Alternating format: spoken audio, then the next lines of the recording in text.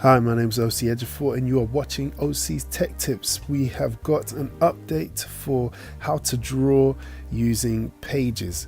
So again, as stated before, you press the plus to add an object, press drawing at the bottom, and then you draw your shape. Now, in the previous video, I kind of just drew and scribbled around a little bit. Now I'm trying to get a bit more of a finer finish, so I'm going to rub off some of the rough edges, and I'm going to try to draw some shapes within shapes and then see if I could fill them in with color.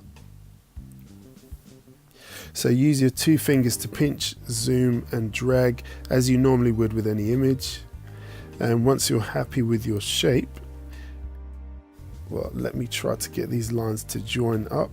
Okay, there's a bit of a gap at the top, but we'll see if it we'll see if it can fill in or if it spills into the next shape.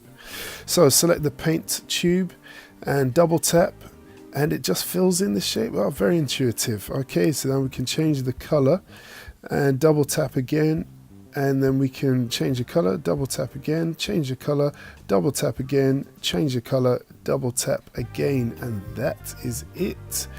That is how to fill in a shape, and it is very clever. It seems very intuitive. Even if you have lines that are not fully joined together, it will understand that the shape should be filled to this specific area and go no further.